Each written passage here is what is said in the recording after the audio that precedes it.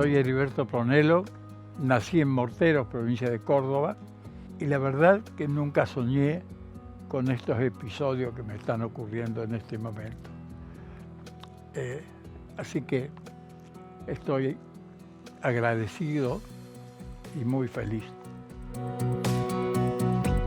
Un día, en un determinado momento de tu vida, alguien te llamó y te dijo: Heriberto, hágase cargo o hacete cargo y hay que convertir autos de calle en autos de carrera. Primero, te quiero preguntar si pensaste que era una broma. Y después, ¿cómo hiciste para transformar un auto de calle en un auto de carrera muy competitivo? Bueno, la verdad, exactamente, pensé que era una broma.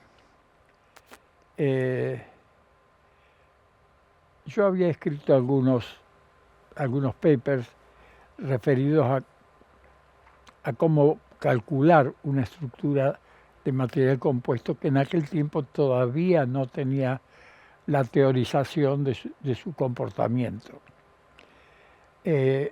Y cuando se estaba haciendo el proyecto X, que después terminó siendo el Torino, se contrató a un ingeniero americano, Howard Lipper, que tuvo muchísimo que ver con lo que es el Torino, con lo que fue el Torino.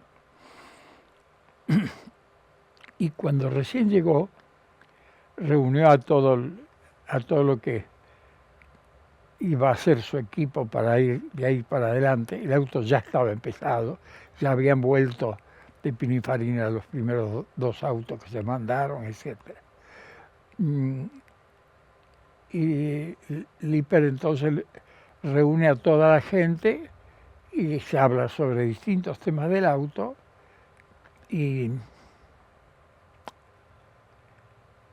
un momento él pregunta: ¿y quién se ocupa acá de los cálculos de la estructura del auto? Acá tenemos el logo de ICA porque era desde ICA donde te llamaron. Exacto. Eso fue año 66. 66. Lo que te estoy hablando ocurrió en el 66. Y cuando te plantean, o cuando plantean quién hizo eso, ¿quién da tu nombre? No entiendo. No, cuando vos me decís, porque alguien preguntó quién hizo el desarrollo o quién estaba a cargo. No. Lo que él, no, anterior a todo eso, él preguntó: ¿quién tenemos acá especialista en estructuras? Nadie, no tenemos a nadie. Y yo había justamente sacado un paper con respecto a esa motoneta que por primera vez se exhibió ahora en la Rural, sí, que fue uno de mis primeros trabajos. Esa motoneta es de material compuesto autoportante. Y todos los mecanismos están puestos de una forma que compatibiliza las características del material compuesto con el aluminio o el acero. Bueno, entonces le dice: no, nadie en especial está dedicado aquí a ese tema para el auto nuevo. Y entonces dice: fíjense, nosotros hicimos en Estados Unidos una reforma de la cola del Corvette, porque leyendo las ecuaciones de un argentino, encontramos que era posible que el paragolpe fuera sostenido por la propia piel del auto, siendo de plástico como era el Corvette. Y no hacía falta llevar el chasis hasta allá. Y eso lo pusimos en práctica. Y entonces unas ecuaciones generadas por este señor de Argentina, que no se acordaba el nombre, las tenían enchinchadas en los tableros los americanos del centro de diseño del Corvette. Bueno, ¿y cómo se llama?, le preguntaron los cordobeses. No me acuerdo. Habló por teléfono y dicen: el artículo dice Heriberto Pronelo, Villa María. Mandaron un auto a Villa María y el auto recorrió la ciudad desde el principio. La primera, cuando recién se llegaba por la ruta 9 desde Córdoba, había una estación de servicio, ahí la ruta hacía un pequeño zigzag, bajaron a la estación, preguntaron por el tal Pronelo, nadie lo conocía. Y así fueron preguntando y preguntando, y nadie lo conocía. Ya saliendo de la ciudad hacia Buenos Aires, pasan por la fábrica de acoplados de De Paoli y preguntan ahí dicen, sí, claro, conocemos, nos hace algunos diseños nosotros. Además, él nos diseñó el que tenemos nosotros acá, el Valiant de Paoli. Los llevaron a ver el Valiant y todo. Y se vuelve la delegación. Y consiguen el teléfono. Ya. Pero como era muy tarde, no sé por qué, deciden volverse. Y llegan a Córdoba tarde. Como llegan tarde, a las 11 de la noche, desde Córdoba, me habla el contador del sector experimental, don Antonio Mandakovich, que después terminó siendo como un padre para mí, porque me resolvía todas las cuestiones para que yo pudiera darle más horas al trabajo. Y este señor me habla por teléfono que vaya a una reunión al día siguiente a las 7 de la mañana. Ahí yo creí que, como vos decís, que era una cargada, Claro. que una fábrica te llame y que te pide una reunión, te llame a las 11 de la noche y te pide una reunión a las 11 de la mañana siguiente. Bueno, y fui a esa reunión y estaba toda la plana mayor. Estaba el gerente de ingeniería, Harber, el director de la parte experimental, Flinta, y nuestro amigo, el contador también ahí sentado. Y me empezaron a preguntar si yo estaría de acuerdo en trabajar ahí y todo. Y yo les digo, lo que pasa es que estamos a mitad de año, yo doy clase en un colegio secundario, no puedo abandonar eso, de cortarlo ahora en el medio. Y entonces, dice, bueno, en cuanto a eso, me dijo Harvard, en cuanto a eso no se haga problema, porque usted va a tener chofer, va a poder ir durmiendo, y quizá ese viaje a Villa María, un viaje de 2 horas, porque son 140 kilómetros, quizás sea la única oportunidad que tenga para dormir. Porque estamos desesperados porque esto salga. Y salió nomás. ¿Eh? Y salió nomás. Sí, y ahí se cortó a mediodía, desde temprano hasta mediodía, estuvimos hablando de todo lo que era el proyecto y el trabajo. Pero no habíamos hablado de cuánto me iba a pagar o qué régimen iba a tener. Y felizmente se hicieron las 12 y el tema no se tocó porque no hubiera sabido qué decir. Se abre un cuarto intermedio y yo salgo disparando al escritorio de Mandakovich, el contador, que era el que me había hablado por teléfono. Entonces, el tipo, un tipo muy abierto, una persona espléndida. Le digo, don Antonio, yo cumplí con usted, vine y estuve a la hora que usted me dijo. Yo necesito dar un favorcito suyo. Oriénteme cuánto cobra alguien que quieran contratar por eso. Saco una carpeta que justamente se refería a eso, porque se ve que habían contratado repetidas veces diversos especialistas. Lo que pasa es que la fluctuación del precio era tan fenomenal. El, el más barato cobraba, por decirte algo, 50.000 y el más caro cobraba 500.000. Había 10 día uno. Y en eso que estábamos comentando eso, a ver si lo encontraba, si podía fijarme la idea de un precio, llaman de nuevo a la reunión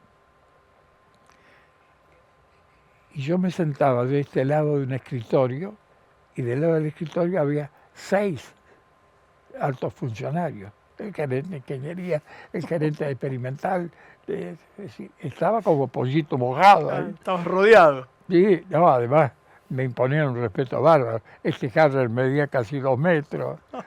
Bueno, tenía una pierna más corta por un accidente en Indianápolis. Imagínate si el tipo era de los fierros, pero desde lo más hondo, ¿no? De la primera obra. Bueno, y entonces, bueno, y el precio, ya se había hablado del precio y vino al mediodía y dice, bueno, tiene ese tiempo para decidir el tema del precio, me dicen.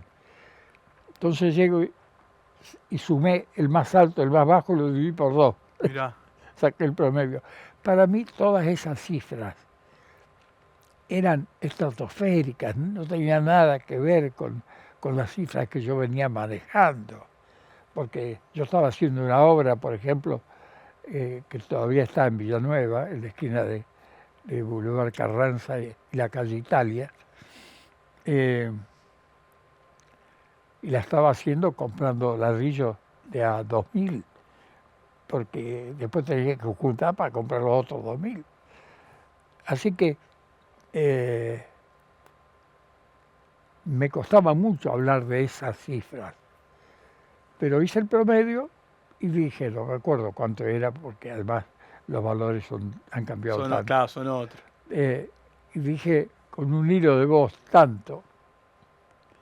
Entonces Harvard, que se ve que era el de mayor jerarquía ahí de los gerentes que estaban, le dice a Mandrakovich,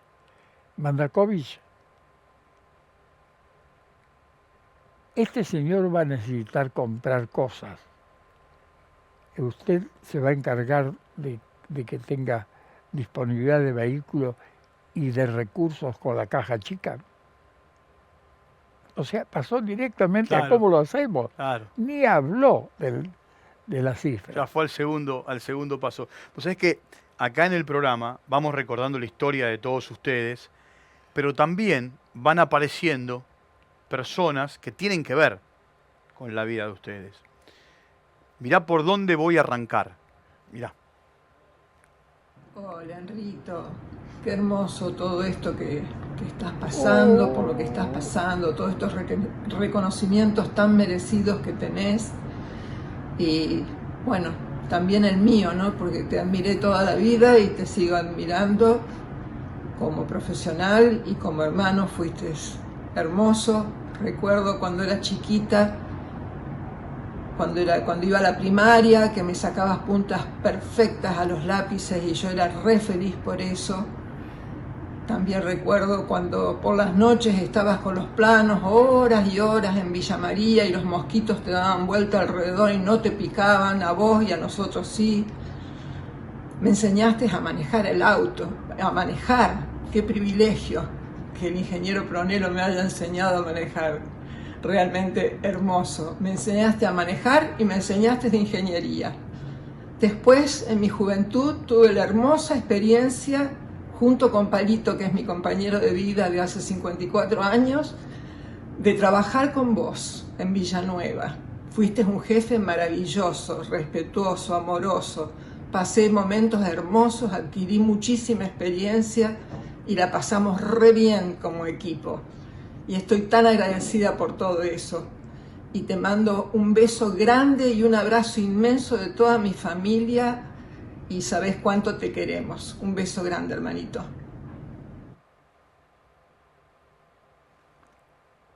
Esto es traición. ¿Eh? Esto es traición, Esto es amor puro. pero digo, lo que vos has hecho con esto es traición. ¿Por qué? No, esto es amor puro. Vos mirá tu hermana de lo que se acuerda, de la punta perfecta de los lápices.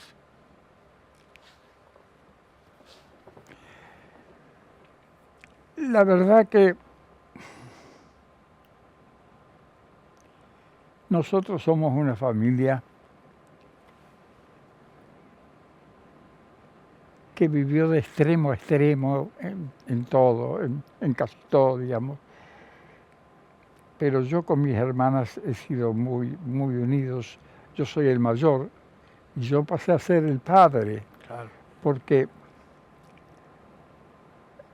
mi papá tenía un almacén de ramos generales en Mar Chiquita, el más grande de esa zona, Mar Chiquita, Córdoba. Córdoba, al lado de la laguna de Mar Chiquita. Y le propusieron hacer una industria química para sacar sulfato de sodio de la sal de la Mar Chiquita, del agua de Mar Chiquita.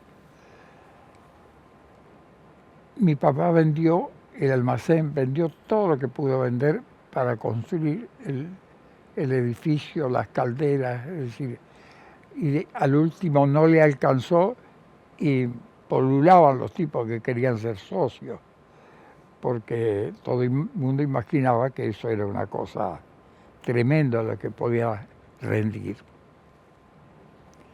Pero sucedió que la Mar Chiquita se secó. No.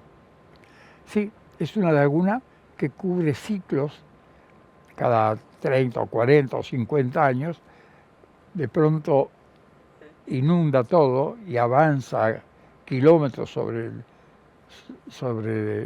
las orillas normales y se queda tanta agua que el agua queda a kilómetros de la costa. Bueno, la provincia quiso ayudarlo a mi papá porque era una inversión que les interesaba, y mandó una draga con la idea de hacer unas fosas y que ahí brotara el agua y se pudiera sacar sulfato de ahí. Pero resulta que la cantidad de sulfato de sodio que se podía extraer dependía de la cantidad de sol que hubiera tomado el agua, porque a la medida que se iba evaporando se aumentaba la concentración. Y no dio resultado lo de las piletas porque la cantidad, el porcentaje de sulfato que se podía sacar era bajísimo. Conclusión, nos fuimos a la ruina. Se fundió. ¿Sí? Claro. Teníamos una gran casa y yo tenía en el fondo 3 habitaciones. La mía en el centro, a la derecha otra parecida, larga, así como de 6 metros y 3 de ancho, para un caballo que dormía al lado mío. Y la otra, un palomar con paloma mensajera, que eran mis dos pasiones. Mis dos pasiones. Claro. Pero siempre que ver con la movilidad, siempre que ver con distancia y tiempo. Estas son deducciones que hago ahora. Sí, ¿no? claro, por supuesto. Bueno, y mi papá me delegó totalmente la conducción de la familia. Y en un tiempo estuve ausente porque ingresé a la escuela de aviación y ahí estábamos internados, solamente los fines de semana, un domingo a la tarde, una cosa así, podía pasarlo con ellos.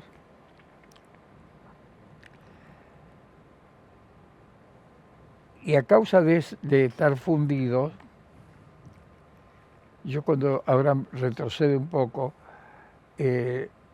terminé el secundario, me expulsaron varias veces, siempre por hacer experimentos peligrosos, en general porque por la inconsciencia de los 9, 10 años, que podíamos estar un día entero contándote. La cuestión es que el colegio del pueblo le dijeron a mi papá, no lo mande más, no lo podemos tener. Me manda pupilo a un colegio en Balnearia. Esto antes de lo de la fábrica, en pleno apogeo de los negocios de mi papá, me manda a Balnearia a un colegio de un señor Murado, y ahí también suceden ciertas cosas. Claro, yo era chiquito, era muy jovencito, las clases se daban en un solo salón y bastante seguido el desubicado del dueño del colegio, que era Murado, cuando sus alumnos de sexto grado, que algunos tenían 20 y pico de años, porque eran gente de campo que tuvo ahora la oportunidad de estudiar y antes no. Entonces, él quería, por ejemplo, me acuerdo de este caso, explicarle regla de 3 simple.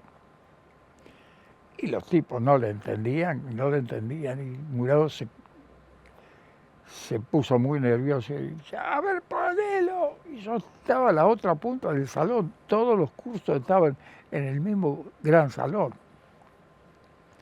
Me paro y me dice, a ver si me resuelve esto.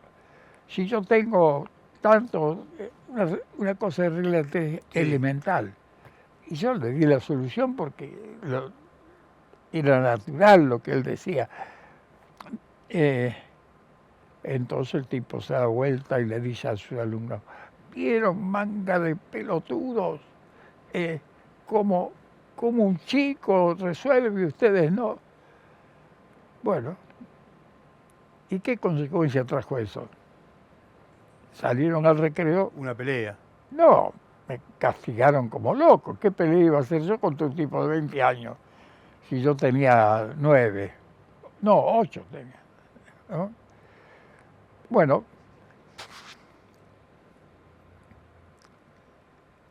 y como mi viejo nos educó como para no tener límites, es raro. Por ejemplo, yo quería domar un caballo y cualquiera hubiera dicho, no, te va. Y él me dejaba. Después pasaba 15 días en cama. Y venía muy afectuoso a charlar conmigo a la cama y todo. Pero si hubiera querido de nuevo, y bien me levantaba, me volvía a dejar.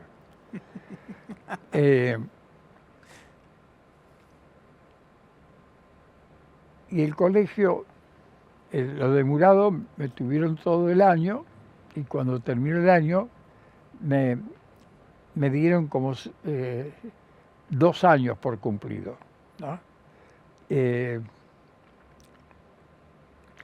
Pero me dijo, yo te doy la libreta, pero no lo quiero más al año. No venga más, claro. No quiero más porque este año he sufrido mucho, y no lo quiero más. Bueno, resultó que la banda esa que me tenía a maltraer, la mayoría de ellos eran pupilos. Mirá. Y el que más me hostigaba era un tipo grandote, digamos, que estaba cursando 6º grado, pero era bastante mayor. Yo rompí una botella y esperé que fuera una hora para asegurarme que estuviera bien dormido. Todos dormíamos en un solo pabellón.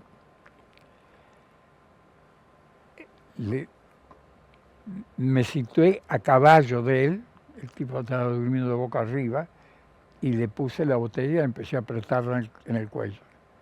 Cuando el tipo se despierta, se encuentra con la botella acá. y le dije, esta vez te vas a salvar, pero no se te ocurra tocarme más porque yo te degüello. Mira. Y realmente no me tocaron No más, pudieron más. pero el aire que se respiraba era pólvora. Bueno, quiero, así como apareció tu hermana recién, quiero que la gente conozca a alguien más de los que te rodean. Mirá.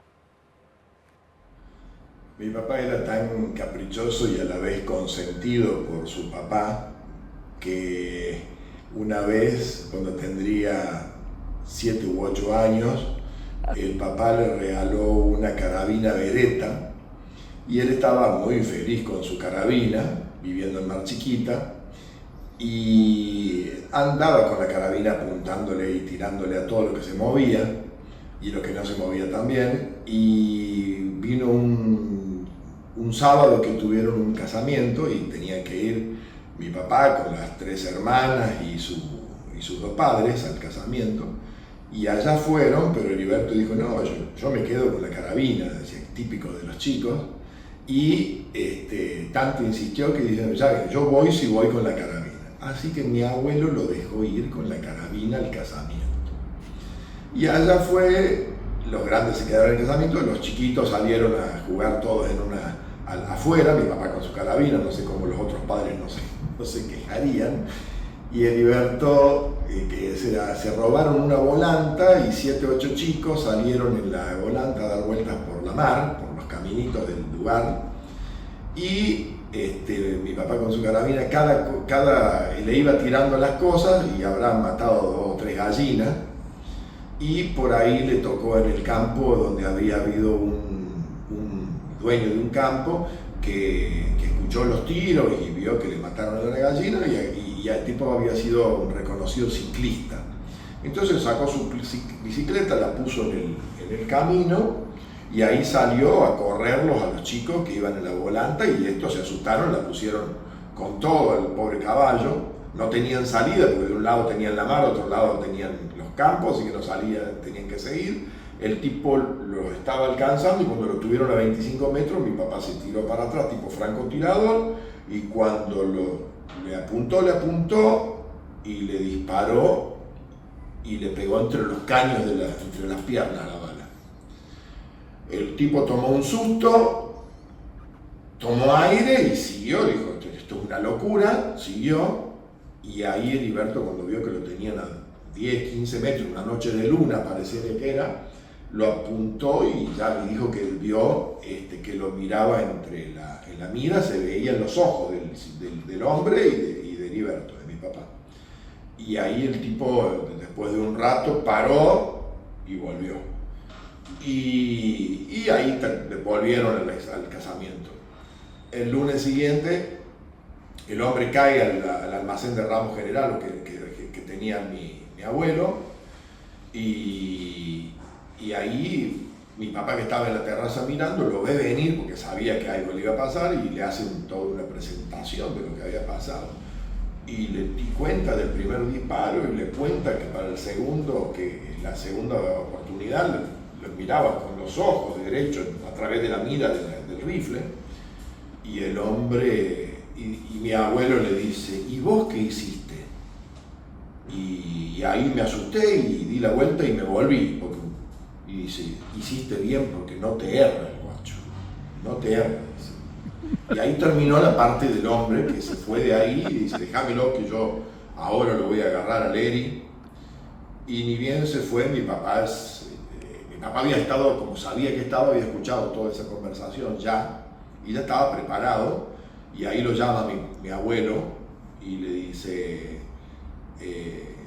Eri, vení. Dice, sí, papá, ¿qué pasó, papá? Dice, no, vení. Y se lo sienta en la falda y le dice, ¿qué le hiciste, don Arrieta, anoche? Eso fue todo el rato. Terminó el capítulo. Entonces, lo que quiero decir es que una crianza tan libre para un sujeto que tenía ya una inteligencia superior hizo que no tuviera límites en su crianza y en sus pensamientos. Él podía pensar la cosa o hacer la cosa más disparatada, y ya de chico no tenía límites que lo frenen. Después lo mismo le pasó con las escuelas y después cuando estuvieron en la mala, que lo dejaban un verano entero porque no lo podían ir a buscar y él solamente esperaba volverse con la familia. Y entonces empezó a inventar en su cabeza vehículos veloces que pudieran llevarlo a ver a los padres y esas cosas. En un sujeto tan rebelde y tan especial, me parece que son bastante características de él.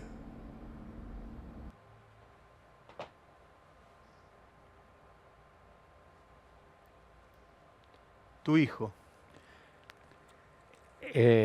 La expresión de este señor se llamaba, era un corredor de bicicleta. Y mi viejo, cuando le cuenta, le dije, y vos paraste, sí, y lo bien que hiciste, porque si no, a esta hora te estamos velando. No te erras seguro.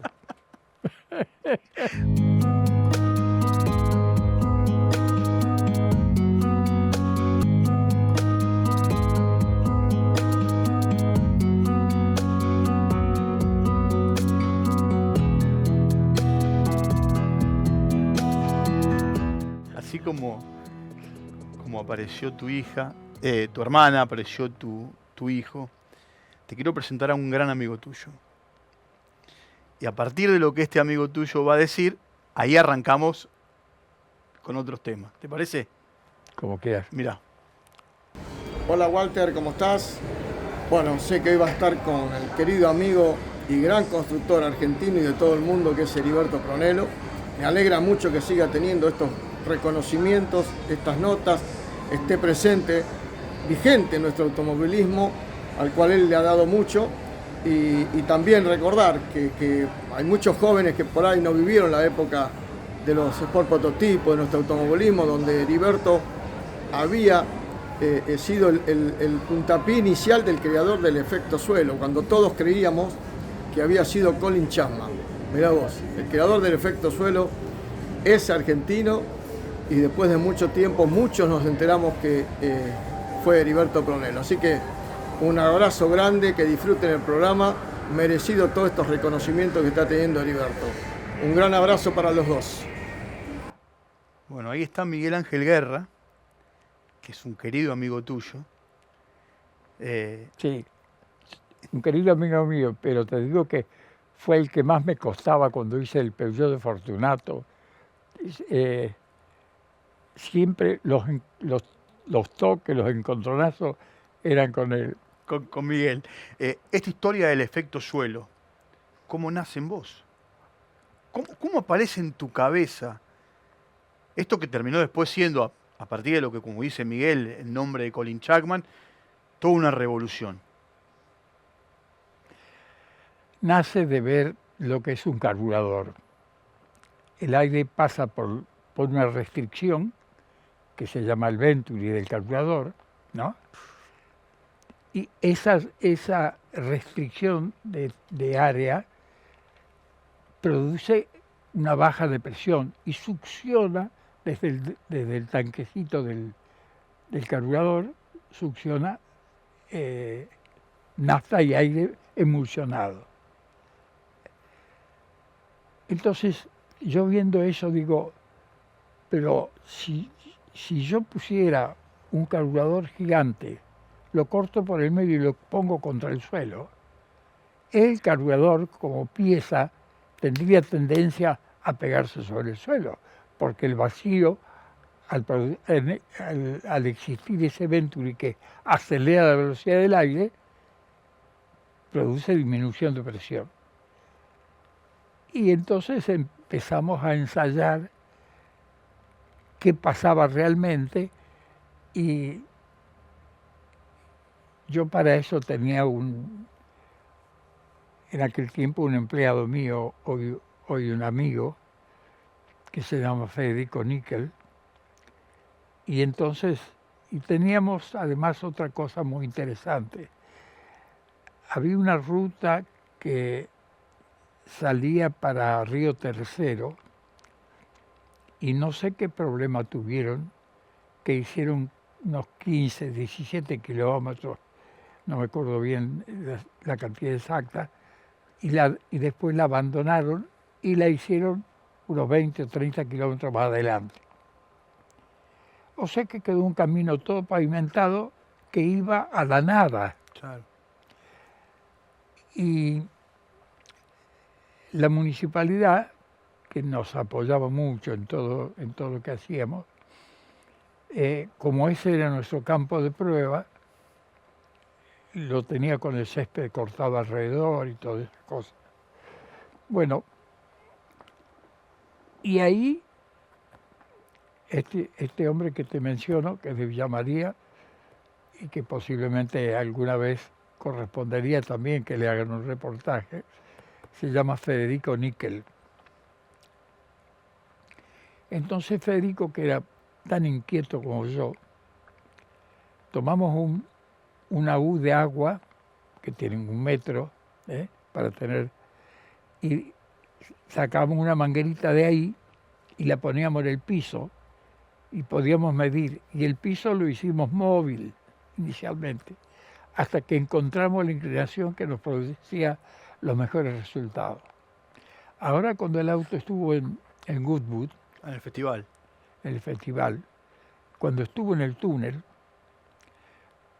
los que estuvieron a cargo... Para algún desprevenido estamos hablando del Guaira. Sí.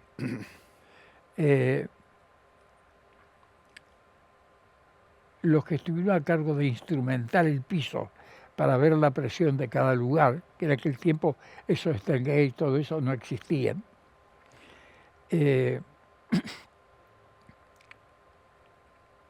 eran alumnos de la cátedra de aerodinámica de Oxford, y vinieron con el profesor de la cátedra. Yo en ese momento estaba con ese patatús que me dio, y me hicieron un reportaje por videoconferencia conmigo en la cama, internado en Los Arcos. El automovilismo tiene cosas increíbles. Tan increíbles como esta que te voy a presentar ahora. Porque vos mirá cómo en tu relato vos me vas dejando a mí el camino para seguir. Estas son imágenes que tienen que ver con el Guaira en Goodwood y lo que significó. Recién veíamos y escuchábamos a Guerra. ¿Y vos qué me decías? ¿Los toques con quién? Con Fortunato. Con Coco. Con Coco. Mirá. Principalmente para agradecerle primero por la amistad y después por la posibilidad que me dio de participar en distintos proyectos y haber podido convivir con su capacidad y creatividad, que es lo que más me llama la atención. Así que le mando un abrazo muy grande y un beso de Graciela, que también lo aprecia mucho. Es irrepetible. Irrepetible. Es irrepetible. Ahí hay una bandita de amigos tuyos, ¿no? Él, Carlitos Pascualini. Carlitos. Carlito, medio, viste, él dice que está joven, que está bárbaro, pero con el tema los teléfonos y todo, no, ahora más allá de cualquier broma, yo hablé con él, tiene sus hijos fuera del país en este momento, por eso no mandó su video, pero él siempre tiene ese recuerdo tuyo, ¿no? Y esa amistad de tantos años. Veo la pinta de Lole, un actor de cine, Lole. y lo que era el Picho Pascualini, mira lo que era, qué pichoncito. Ahora, vos sos consciente que hay una generación, vos, Oreste Berta, Tulio Crespi, que marcaron a los pilotos con esa revolución que fueron generando. ¿O lo fuiste tomando como con conciencia en el tiempo? No solamente con pilotos, preparadores, motoristas. Sí, yo lo que generalmente hago cuando hago un proyecto y sale bien o sale mal, es tratar de entender en qué me equivoqué, en qué estuve desacertado en el timing. Y en general no soy de amargarme por nada. Pienso que todo lo que se hace es una suma de experiencia. Picho fue extraordinario, Picho Pascualini fue extraordinario. El Guaira resultó lo que hoy se considera un auto sobresaliente. Inglaterra lo declaró el auto del año. Sí, sí.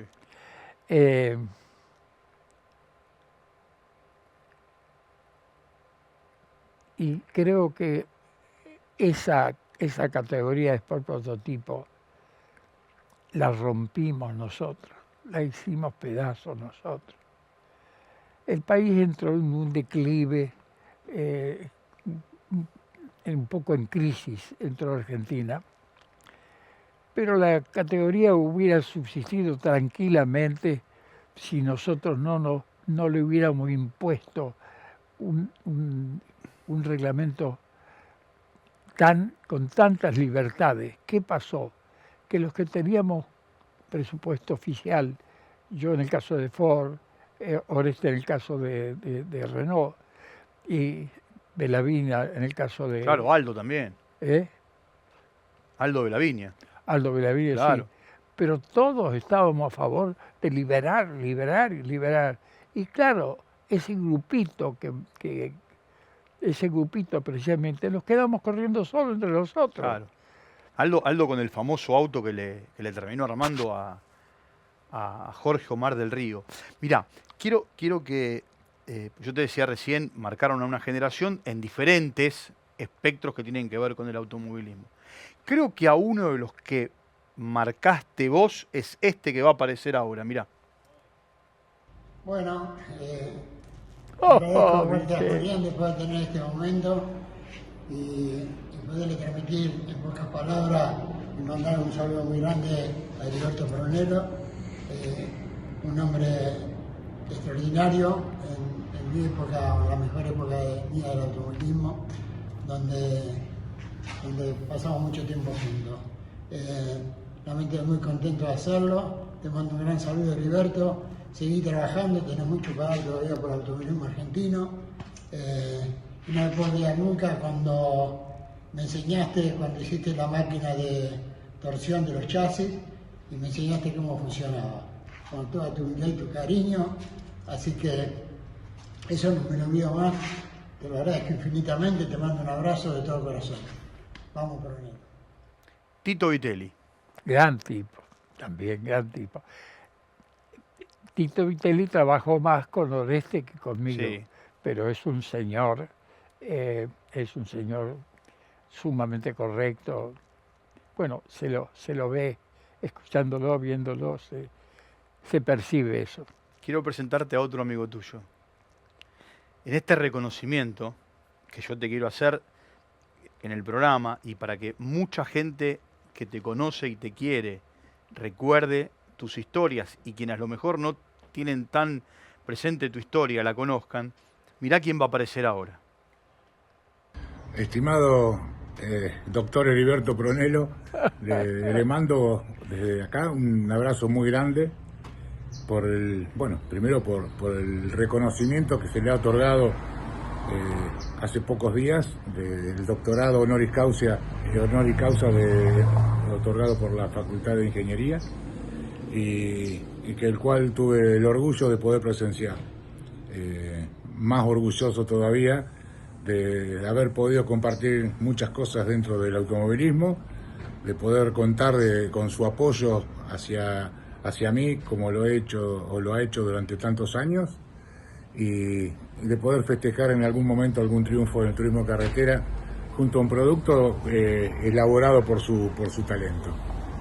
Heriberto, le mando un cariño muy muy grande de parte mía y de mi familia por todo lo que ha logrado y por toda su empuje, y espero pronto poder subirme a la Libre 5, que seguramente va a ser un aparato infernal como todos los que ha hecho en su vida. Un cariño muy muy grande.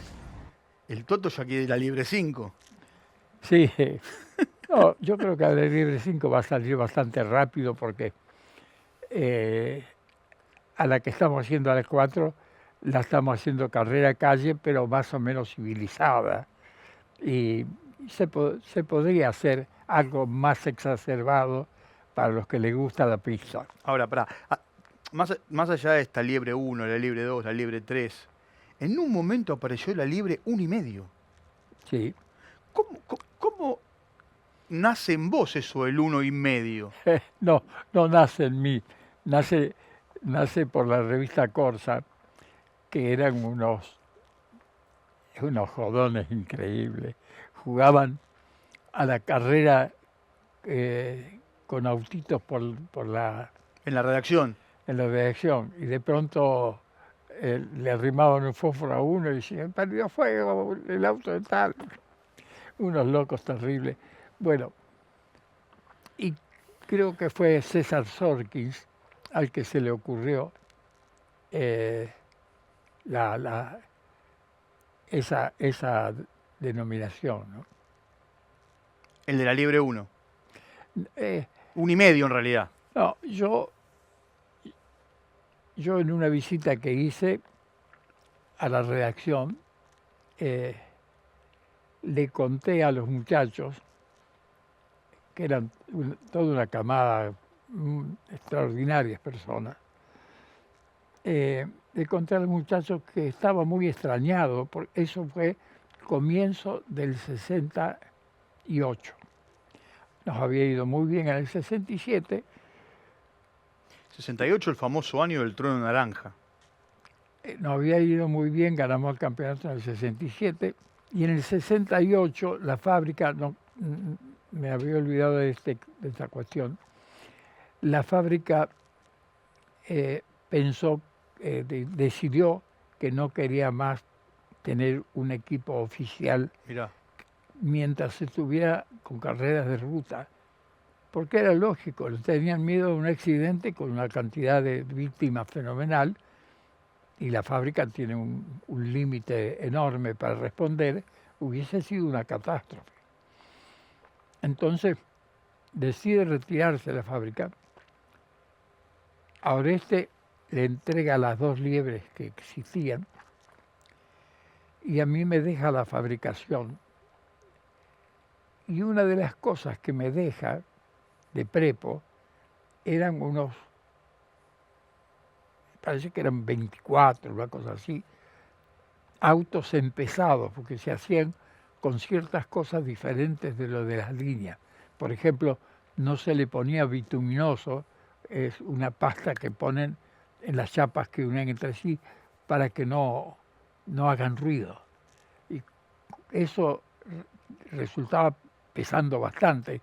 Entonces los autos de carrera yo se los hice sacar. Y había una cantidad de esos autos que estaban en proceso para los particulares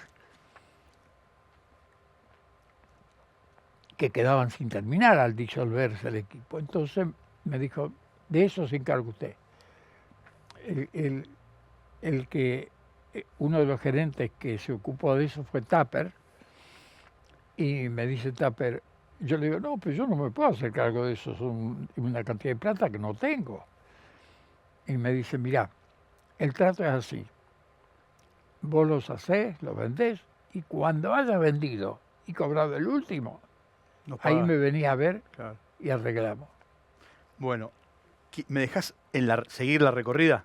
Sí, sí. Mirá ahora quién va a aparecer.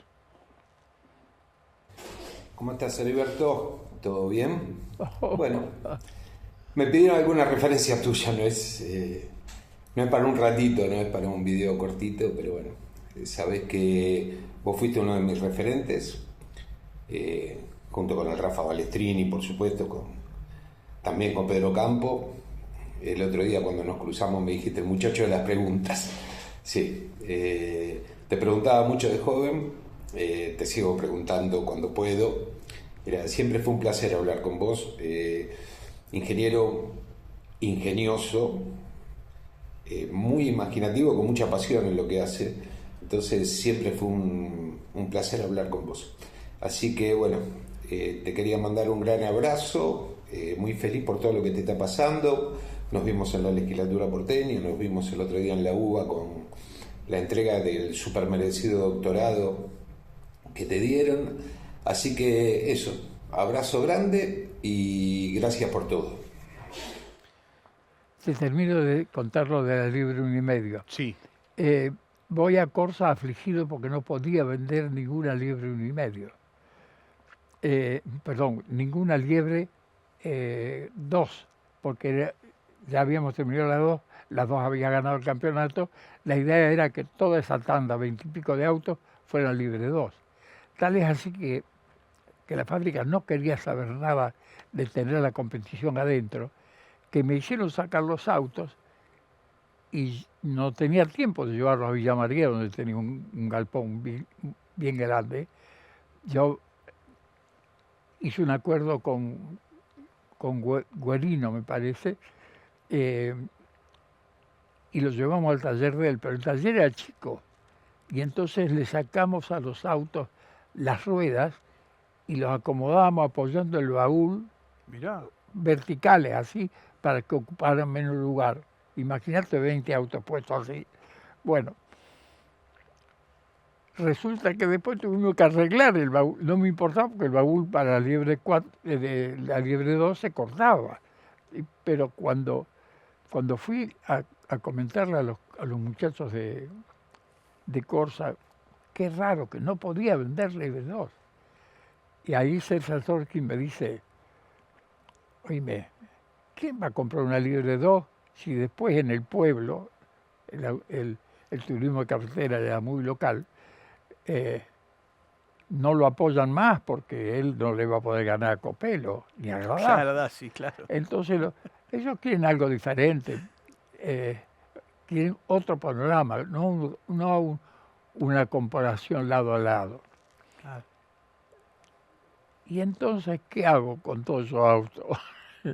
Y me dice, así un auto que tenga todas las virtudes de la liebre 2, que la suspensión sea igual, todo, pero dale la pinta de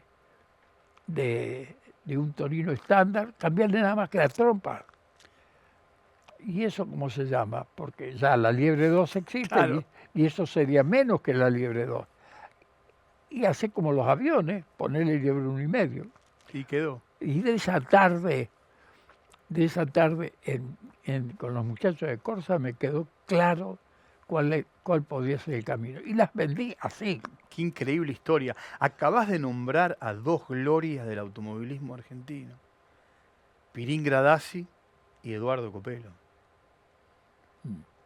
Bueno, Gradasi, cuando yo compartíamos una casa en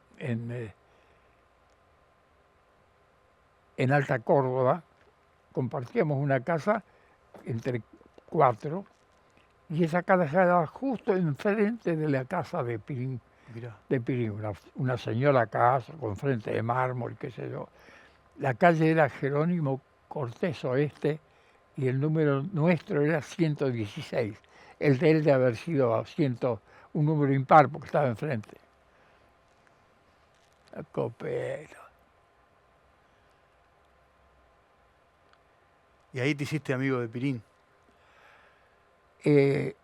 Yo iba a ver donde ellos estaban construyendo el Forte. Él corría con un Forte. Y, por ejemplo, iba como curioso y no era muy bien recibido, porque a esa altura del partido, los teoristas como que las masas no suspendrían, tienen que ser livianas, todas esas cosas, les caían mal a la gente que ponía mano en los autos. Entonces estaban, para tener más estabilidad, le ponían discos de fundición a las ruedas para hacerla más pesada. Mirá.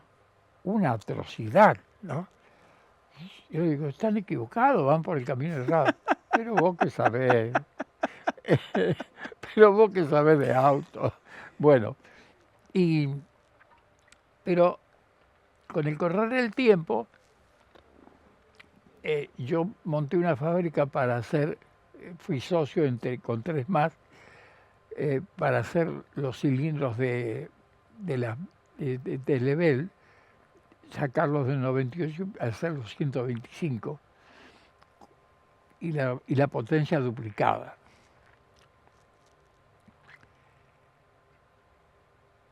Y Gradasi corría en karting con uno de esos motores nuestros. O sea que ahí la relación ya fue diferente. Ya fue distinto. Claro. Y después vino la época de Ica y en realidad Gradasi era conocido mío. Pirín, Copelo. Ternengo. Ternengo, claro. Ternengo era amigo y de Oreste. Y Copelo era típicamente de Oreste. Otro crack, el nene Sí. Ternengo. Mirá quién te voy a presentar ahora. Le voy a presentar a la gente dentro de tu círculo, de tus afectos, de alguien que te quiere mucho. Y lo que va a contar. Mirá. Hola Heriberto, ¿cómo estás? Genio. Bueno, muy contento de poder estar acá, dejándote este pequeño mensaje de tantas anécdotas y tantas cosas que compartimos durante los años que diseñaste y desarrollaste el prototipo Dakar. Tengo un recuerdo muy lindo, muy grato. Fueron muchos días y mucho trabajo el que llevamos adelante, viajando por todos lados, yendo a 9 de julio, después yendo a la costa a probar el auto, viajando y yendo cada vez que había un problema solucionándolo a cualquier hora, en cualquier momento. Y el entusiasmo que vos tenías y ponías para cada cosa, para cada pieza que había que crear, la genialidad que ponías para poder hacer en espacio muy reducido todos esos componentes, era algo apasionante. Realmente fue para mí un aprendizaje, fueron momentos muy importantes que viví, porque me permitieron conocer el automovilismo desde otro lado, no solo de correr, sino de todo lo que significaba hacer un auto desde cero. Fue una oportunidad bárbara para mí. Así que nada, quiero dejarte un gran abrazo, felicitarte por el honoris causa del otro día en la facultad, que el cual pude compartir con vos ese rato también, y dejarte un abrazo grande y nos vemos en cualquier momento. Fernando Croseri, que él dice el lado del rally. Habla del lado del rally, que aprendió ahí también. Sí, cuando yo hice el proyecto del Dakar, un auto que tiene muchísimas innovaciones y todo, en realidad la idea que concebimos cuando arrancamos ese proyecto fue hacer un auto y luego buscar un equipo que lo opere, mejor dicho, hacer 2 autos. Y ahí quedaron los 2, están en el taller. Uno semiarmado y el otro funcionando. Yo tenía fe que si ese auto salía en ese momento, pero no tuvimos la circunstancia de que un equipo de primera línea quisiera utilizarlo. Y nuestra idea era dar el auto sin costo, facilitar el auto sin costo para ir desarrollando y depurándolo de los defectos que siempre tienen las cosas novedosas, ¿no? Pero era un auto que posiblemente el primer y el segundo fueran experimentales, pero el tercero era para ganar el Dakar. Y bueno, ahí está. Ahí está, que seguramente saldrá a la luz en cualquier momento. Entramos en la parte final del programa y yo a los más jóvenes, a los más chiquitos, a los que a lo mejor no conocen tanto de modelos de autos, le quiero mostrar en pantalla un auto que en ese momento, en los 60 y los 70, era el auto de los presidentes, el Rambler. Y ese Rambler que trasladaba a los presidentes de un lado para el otro, también en un momento rodeó tu vida. Así es. Sí, he trabajado mucho, desarrollamos todos los blindajes. Sí, y está en el Museo de Luján. Sí, sí.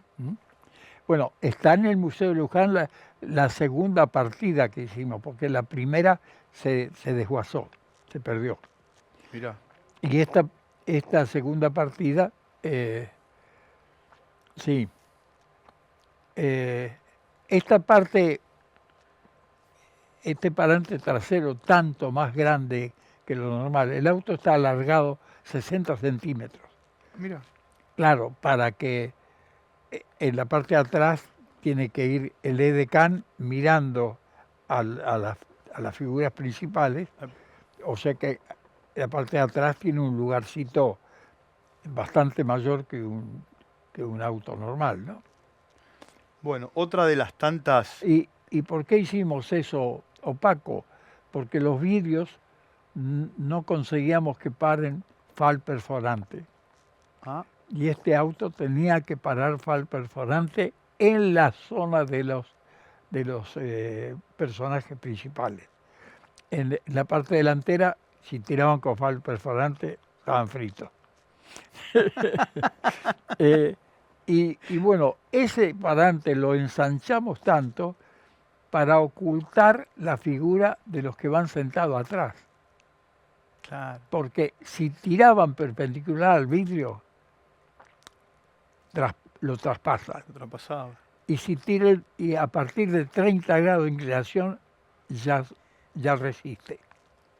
Bueno, en la parte final del programa quiero cerrarlo con lo que ocurrió en la Universidad de Buenos Aires, en la Facultad de Derecho, y con ese título honoris causa que te dieron. Y como decía tu hermana, volviendo al comienzo del programa, un reconocimiento atrás del otro, Heriberto. Sí, un reconocimiento. Y que en Inglaterra lo declaren al auto, el auto del año, con todos los autos hermosos que había en Goodwood, me parece increíble. Bueno, ¿la pasaste bien? Muy bien, muy bien. Sí, muy bien. Voy a decir algo que decías hace un rato vos. No fue una traición, fue un acto de amor. Bueno, muchísimas gracias. Muchísimas gracias. Yendo al juego que vos me decías cuando apareció tu hermana. Sí, sí, sí. Que se realmente fue una enorme sorpresa. No me esperaba una cuestión como la que he vivido esta tarde. Yo creo que si detrás de la aparición de mi hermana Chani no hubiera continuado todo lo demás, me hubiera dejado un rato quieto, me pongo a llorar. Bueno, a mí me alegra mucho que hayas podido venir y para el programa fue un honor haberte tenido. Así que muchas gracias. Gracias a ustedes por el enorme esfuerzo que han hecho para producir todo esto. Muchas gracias.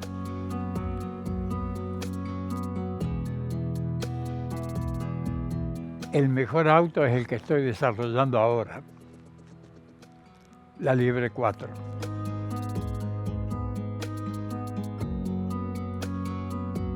Mi amigo Juan Manuel Fan.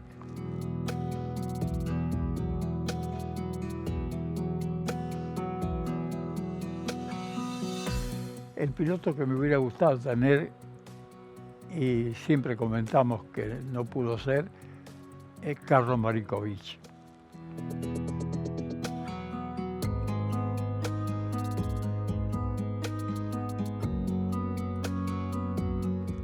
Con la 3.